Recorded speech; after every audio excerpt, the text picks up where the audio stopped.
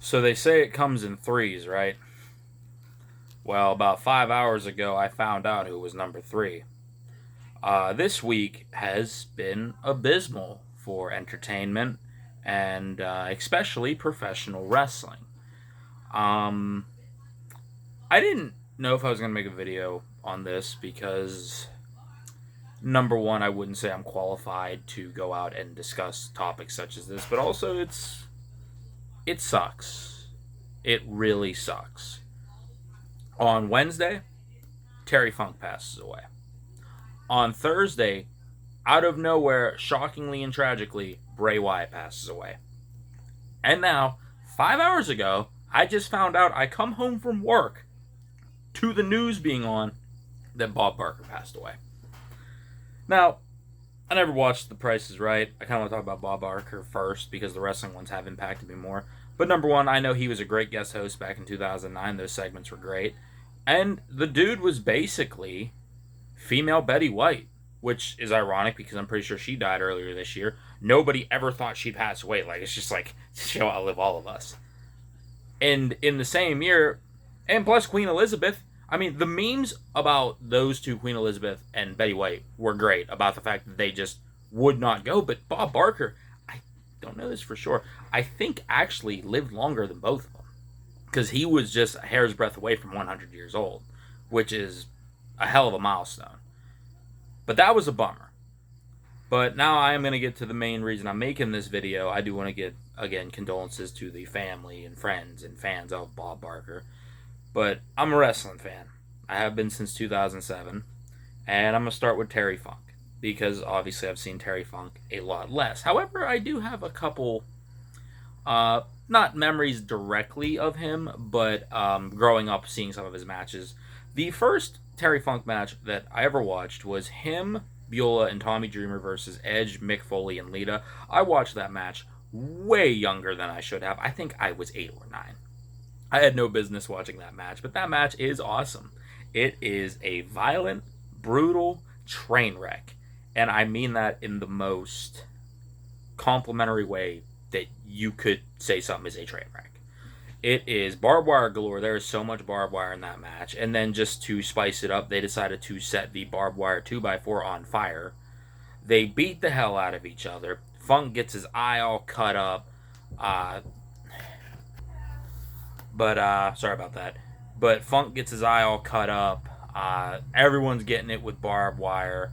Beulah takes a spear, and Edge gives her a very awful pinfall. It's a great match. And again, I watched that match way younger than I should have. And that's when I knew I loved hardcore wrestling. That, Mick and Orton from Backlash, and Edge and Foley from WrestleMania, I knew I loved hardcore wrestling. And part of that was because of what Terry Funk went through with his eye. And coming back with the barbed wire 2x4. Just swinging, here, there, and everywhere. It was unreal. Another match of his I watched that I really didn't appreciate until I was older, and by older I mean approximately, I watched this match 3 hours ago, probably 2 actually, was the barbed wire match between he and Sabu. There's not a lot of moves in this match, but what they go through, in a sense that it's not set up, it's not staged, it doesn't look that way, there's no safety precautions. They get wrapped up, tangled up, and just stuck together via barbed wire. And it's to the point where Sabu slices his bicep open, and everyone talks about that, but the bottom line is Terry Funk was 53 years old wrestling a barbed wire match. And if I read a story or heard it one time that it came very close to slicing his neck, which if you watch the match, you can tell Funk is in extreme pain, and he's still trying to kick out because, of course, Terry Funk would. Terry Funk, I need to watch more Terry Funk matches. I do, because number one, the dude's tough as nails and wrestled, I think, from 65 to technically 2017. He had a match. I don't know how much he did in that match, but to give you an idea of how long that is, my dad was born in 65. My dad is 57. He would have been 51 when Funk retired. That's unbelievable. And again, I need to go out of my way to watch more Terry Funk matches because I know he helped bring in the hardcore style that so many people use and overuse now. But he brought it in its rawest, purest form. And I love hardcore matches. Not the hardcore stunt matches that are just hardcore for the sake of being hardcore, but that hardcore grunge. It feels like you want to brutalize your opponent. You feel that hatred to where it has to get that violent, or at least it justifies being that violent. I like that kind of hardcore. And Terry Funk, of course, he helped revolutionize that and innovate it into what you see today. Now, you could say that that is a negative for the professional wrestling industry, but the bottom line is it has its fans. It helped ECW become what it was, which of course then indirectly sparked the Attitude Era and the more grunge-esque, wrestling we would see in the 90s and early 2000s. So, I mean, it worked out. So again, rest in peace, Terry Funk. The dude is a legend, a legit greatest of all time contender. Wrestled literally everywhere besides AEW, and believe me, I'm sure if he was a couple years younger, he probably would have done that too. He's won championships pretty much everywhere, and he's one of the GOATs and one of the just ballsiest wrestlers of all time, and that is saying something. So rest in peace, Terry Funk, you Texas legend. But now moving on to probably the saddest part of this video, because Bob Barker lived to be 99. Terry Funk lived to be 79. Those are full lives. Bob Barker lived more than a full life. Those are full lives. Got to watch their kids grow up if they had any. Grandkids grow up. Great grandkids maybe. Bray Wyatt wasn't so lucky. Bray Wyatt was 36. That hit. I think part of it is because my cousin passed away last week at the age of 34. And that hit. Yeah. It gives you this feeling that the world isn't fair. And it's not a lot of the time. Bray Wyatt has, I believe, 3 children, if not 2, I believe. He has kids. He has a wife. I know her name was JoJo. She was an interviewer. He has family. Bo Dallas, of course, IRS is his dad. He has his other family, Eric Rowan, Braun Strowman, and sadly no longer here, but still family, Luke Harper. And he has friends, his fans, extended family. And again, he was 36. And he just died. There was nothing behind it, if that makes sense. Like, yes, there was a heart attack, and COVID caused his heart issues to worsen, I guess, over the spring around WrestleMania.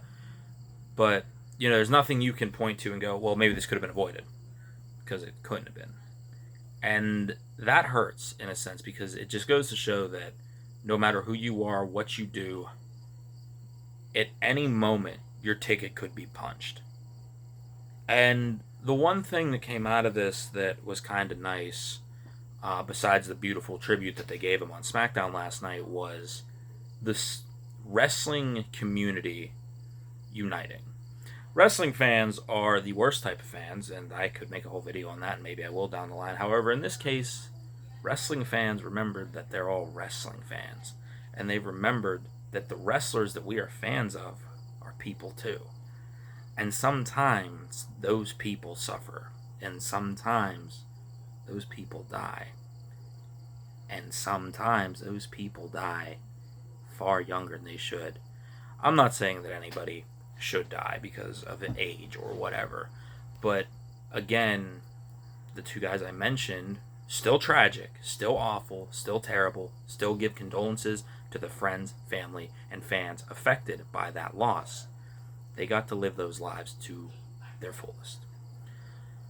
Like I said, the support that I've seen online is something I've never seen, because the last time that a current wrestler on the WWE roster passed away was Chris Benoit, I think. Or at least somebody, a full-time performer, blah, blah, blah. Obviously, guys like Brody Lee passed away in AEW, and Jay Briscoe passed away on ROH, and, but in WWE, which is the company that I watch more than anything, this is the first time in a long time that one of their current wrestlers passed away while, on the roster. And like I said, it's been tough in a sense. And I mean, I'm nothing to Bray Wyatt. He didn't know me. I just watched him go from Husky Harris to the Wyatt family leader, to the Wyatt family leader again, to his tag team with Matt Hardy, to the Fiend, to the Firefly Funhouse presenter, to being released, to coming back, to the Uncle Howdy stuff we were seeing at the end of last year and at the beginning of this year, to finally, sadly, no longer here. I'm not going to sit here and say that I was an enormous fan of his, especially by the end. I was not.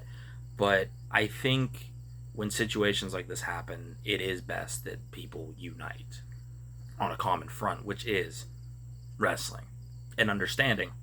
Like I said, these wrestlers are people. And from everything I read, Bray Wyatt was a phenomenal human being. I read a story earlier today. He helped a fan get out of a depression. I heard a story he helped somebody.